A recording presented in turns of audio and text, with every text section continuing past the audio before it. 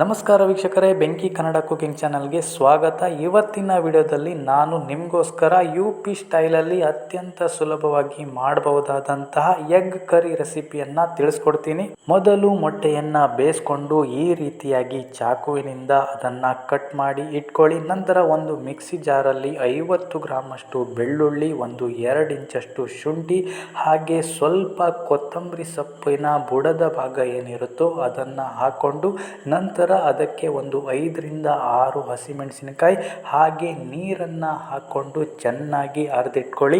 ನಂತರ ಒಂದು ಕಡಾಯಿಯಲ್ಲಿ ಅರ್ಧ ಕಪ್ ಅಷ್ಟು ಮಸ್ಟರ್ಡ್ ಆಯಿಲನ್ನು ಹಾಕೊಳ್ತಾ ಇದ್ದೀನಿ. ನೀವು ಕೂಡ ಈ ಎಣ್ಣೆಯನ್ನೇ ಬಳಸೋದಕ್ಕೆ ಟ್ರೈ ಮಾಡಿ. ಈ ಎಣ್ಣೆ ಬಳಸಿದರೆ ಈ ರೆಸಿಪಿ ತುಂಬ ಚೆನ್ನಾಗಾಗುತ್ತೆ. ಅದರಿಂದ ಹೊಗೆ ಆಡೋದಕ್ಕೆ ಶುರು ಆದಮೇಲೆ ನಾವೇನು ಮೊಟ್ಟೆಯನ್ನು ಕಟ್ ಮಾಡಿ ಇಟ್ಕೊಂಡಿದ್ವೋ ಅದನ್ನು ಇದರಲ್ಲಿ ಹಾಕ್ಕೊಂಡು ಚೆನ್ನಾಗಿ ಫ್ರೈ ಮಾಡ್ಕೊಳ್ಳಿ.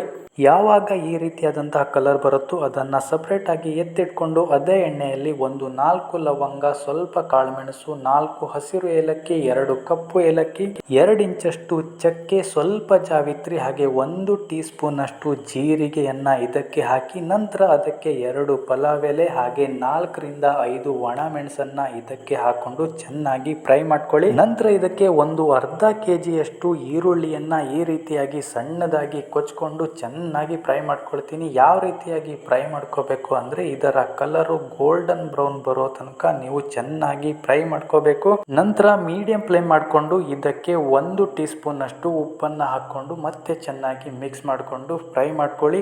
ಬೇಕಾದರೆ ಸ್ವಲ್ಪ ನೀವು ಇದಕ್ಕೆ ನೀರನ್ನು ಹಾಕೊಳ್ಳಿ. ತಳ ಹಿಡಿತಾ ಇದೆ ಅಂದರೆ ನೀವು ಸ್ವಲ್ಪ ನೀರನ್ನು ಕೂಡ ಬಳಸ್ಬೋದು. 2 ರಿಂದ 3 ನಿಮಿಷಗಳ ಕಾಲ ಇದನ್ನು ಕುಕ್ ಮಾಡಿಕೊಂಡ ನಂತರ ನಾವೇನು ಚಟ್ನಿಯನ್ನು ರೆಡಿ ಮಾಡಿ ಇಟ್ಕೊಂಡಿದ್ವೋ ಅದನ್ನು ಇದಕ್ಕೆ ಹಾಕಿ ಮತ್ತೆ 2 ರಿಂದ 3 ನಿಮಿಷಗಳ ಕಾಲ ಮೀಡಿಯಂ ಟು ಲೋ ಫ್ಲೇಮಲ್ಲಿ ಇದನ್ನು ಕುಕ್ ಮಾಡ್ಕೋಬೇಕು. ನಂತರ ಈ ರೀತಿಯಾಗಿ ಚೆನ್ನಾಗಿ ಮಿಕ್ಸ್ ಮಾಡಿಕೊಂಡು ಅದಕ್ಕೆ 1 ಟೀ ಸ್ಪೂನ್ ಅಷ್ಟು ಅರಿಶಿಣ, 1 ಟೀ ಸ್ಪೂನ್ ಅಷ್ಟು ಖಾರದ ಪುಡಿ ಹಾಗೆ 1 ಟೀ ಸ್ಪೂನ್ ಅಷ್ಟು ಕಾಶ್ಮೀರಿ ರೆಡ್ ಚಿಲ್ಲಿ ಪೌಡ್ರನ್ನು ಹಾಕ್ಕೊಂಡು ಚೆನ್ನಾಗಿ ಮಿಕ್ಸ್ ಮಾಡಿಕೊಂಡು ಅದಕ್ಕೆ ಸ್ವಲ್ಪ ನೀರನ್ನು ಹಾಕ್ಕೊಂಡು ಮತ್ತೆ ಒಂದು 2 ರಿಂದ 3 ನಿಮಿಷಗಳ ಕಾಲ ಇದನ್ನು ಕುಕ್ ಮಾಡ್ಕೋಬೇಕು. ಇದಾದ ಬಳಿಕ ಈ ರೀತಿಯಾದಂತಹ ರೌಂಡ್ ಸೌಂಟನ್ನು ಬಳಸಿ ನಾವು ಇದನ್ನು ಸ್ವಲ್ಪ ಸ್ಮ್ಯಾಶ್ ಮಾಡಿಕೊಂಡು ಅದಕ್ಕೆ 1 ಟೀ ಸ್ಪೂನ್ ಅಷ್ಟು ಉಪ್ಪನ್ನು ಹಾಕೋಬೇಕು. ಇದರ ಜೊತೆಗೆ 1 ಟೀ ಸ್ಪೂನ್ ಅಷ್ಟು ಕೋರಿಯಾಂಡರ್ ಪೌಡರ್ ಹಾಗೆ 1 ಟೀ ಸ್ಪೂನ್ ಅಷ್ಟು ಚಿಕನ್ ಮಸಾಲವನ್ನು ಹಾಕ್ಕೊಂಡು ಚೆನ್ನಾಗಿ ಮಿಕ್ಸ್ ಮಾಡಿಕೊಂಡು ಮತ್ತೆ 2 ರಿಂದ 3 ನಿಮಿಷಗಳ ಕಾಲ ಲೋ ಫ್ಲೇಮಲ್ಲಿ ಇದನ್ನು ಕುಕ್ ಮಾಡ್ಕೋಬೇಕು.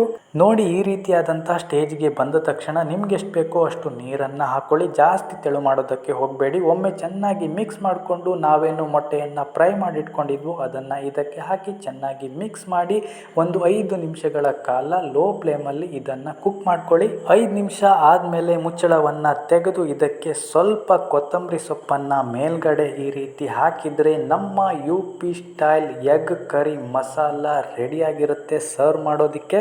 ನೀವು ಕೂಡ ಈ ಸಿಂಪಲ್ ಆಗಿರುವಂತಹ ರೆಸಿಪಿಯನ್ನು ನಿಮ್ಮ ಮನೆಯಲ್ಲಿ ಟ್ರೈ ಮಾಡಿ ನಿಮ್ಮ ಅನಿಸಿಕೆ ಅಭಿಪ್ರಾಯವನ್ನು ಕಮೆಂಟ್ ಬಾಕ್ಸಲ್ಲಿ ತಿಳಿಸಿ. ಸಿಗೋಣ ಮತ್ತೊಂದು ಹೊಸ ರೆಸಿಪಿಯ ಮೂಲಕ. ಅಲ್ಲಿ ತನಕ ಟೇಕ್ ಕೇರ್. ಧನ್ಯವಾದ.